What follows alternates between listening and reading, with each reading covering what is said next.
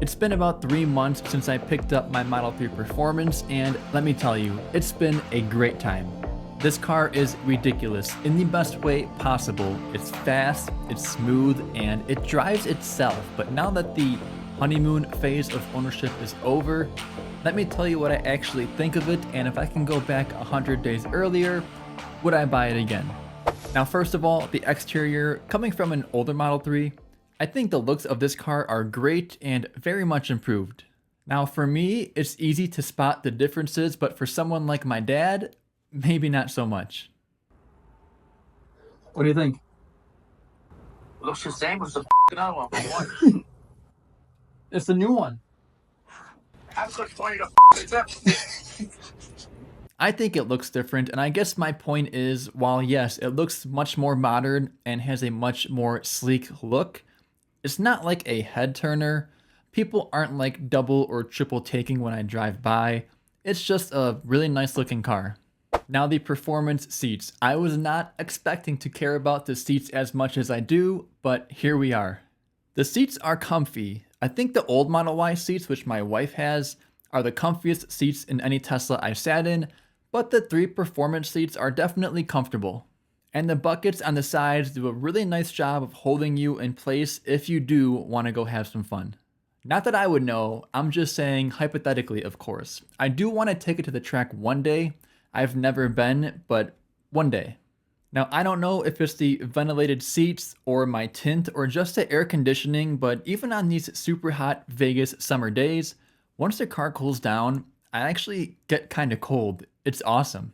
So I love these ventilated seats, but my biggest issue with this car, my driver's seat has a defect. It's not supposed to be like this, but when I picked it up, you can see these folds and wrinkles in my seat, which makes it look like it's been sat in for like hundreds of thousands of miles, when this car was brand new when it looked like this.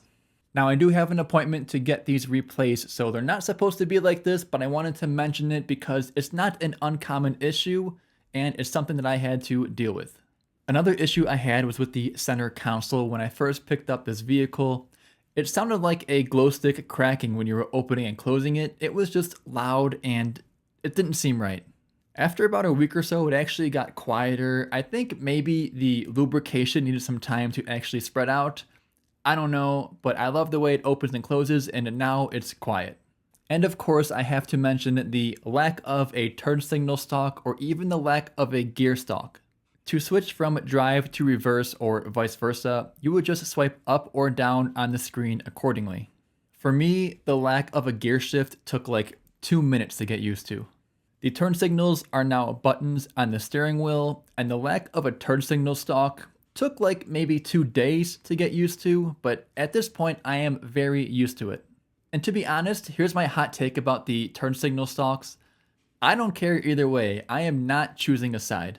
It's not any easier or harder for me than a turn signal stalk to have buttons, and now that I'm used to it, it's just the way it is. I don't know. I don't love it and I don't hate it. It's just how it is. But I will say, I think the no stalks look next to the wheels on either side really bodes well for the Tesla minimalistic interior look they've always had. So in this case, maybe I do like no stalks. Now, speaking of the interior, this thing is so quiet. It has more felt and more softer materials, at least more than the old Model 3, which had more plastic, so I feel like sound just bounced around more easily in the old 3, whereas this cabin is very quiet. I can barely even hear my horn.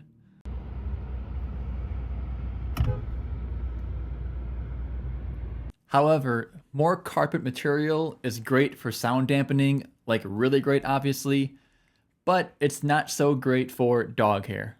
This is Brody. He's the chillest dude ever, and his hair is long and soft, which can come out very easily with a normal vacuum.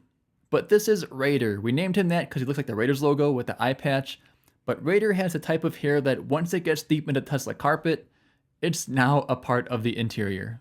Now, like I said, I came from an older Model 3, so there's a ton of new features and things about this car that are different for me, but there's 2 that to this day I am still especially enjoying.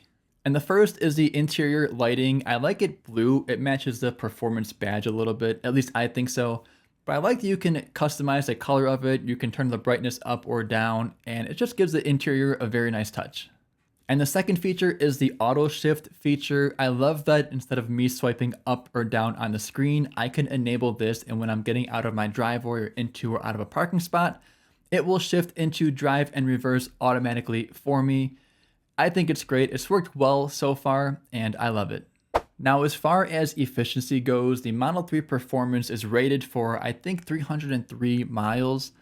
And honestly, I felt like I was getting that, at least with city driving, of course, before the Las Vegas summer came along. Now, on road trips, of course, you're not going to get that full 303 miles of range, but even now that it's like 110 degrees outside, I'm cranking the AC like all the time, so I'm definitely not getting that range, which is, again, to be expected. But in normal conditions, I feel like that 303 was pretty accurate. Now the wheels, I decided to not take the wheel covers off, at least not yet. I might. I like the look with them on, but I don't know. I'm pretty indecisive when it comes to that, so I might be on and off in the future, but for now I have them on and I like the look. The Pirelli P0 tires look good. I hope they last a while.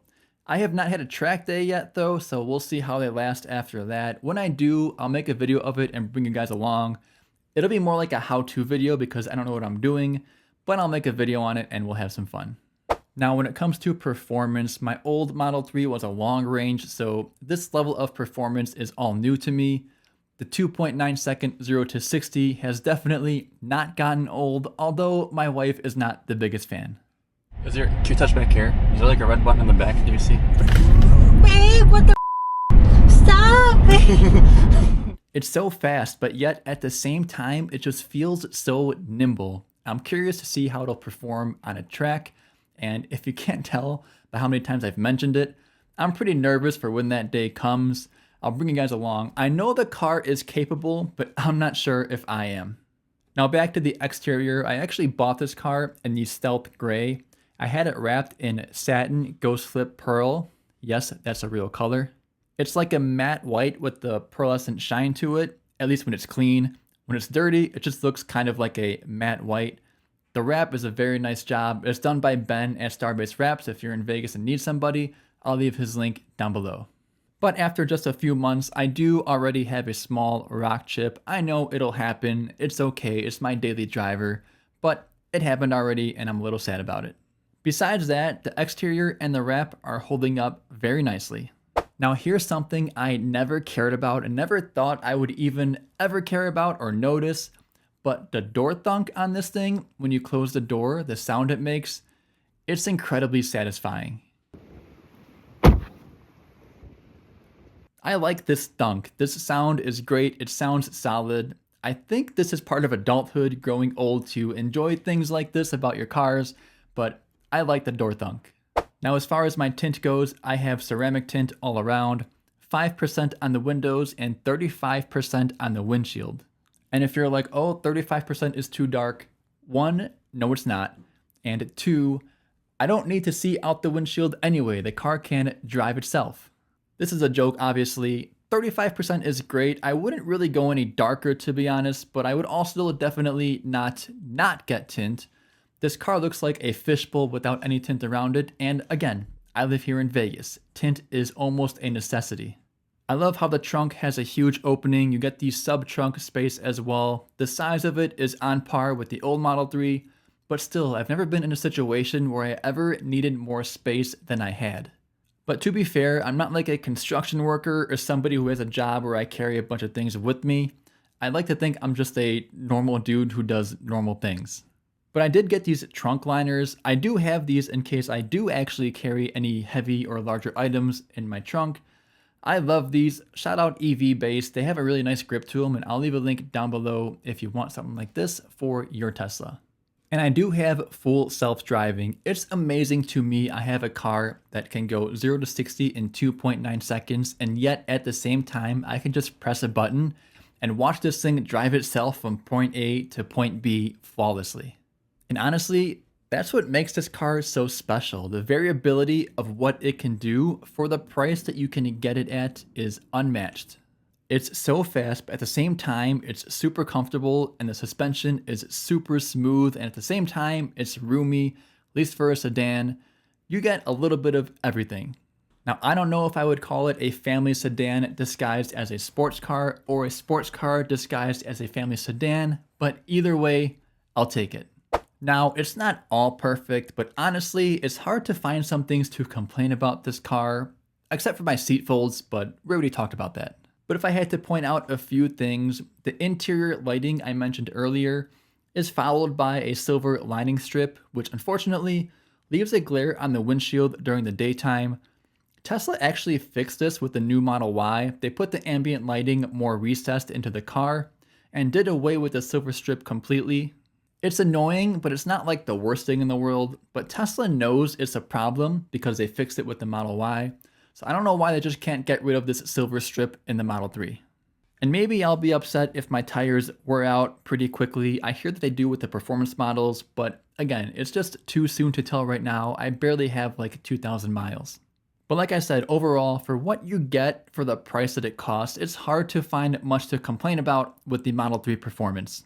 But anyways, I wanted to wrap up with the list of maintenance I've had to do so far on my Model 3 performance. So let's go ahead and get into the maintenance.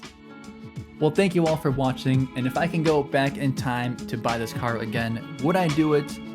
If the answer hasn't been obvious, yes, of course I would. What you get for the price of this car is unmatched. And if you're interested in the Model 3 performance yourself, I hope this video was helpful for you guys. If you have any questions, leave them down below. But as always, thanks for watching, and I will catch you in the next one.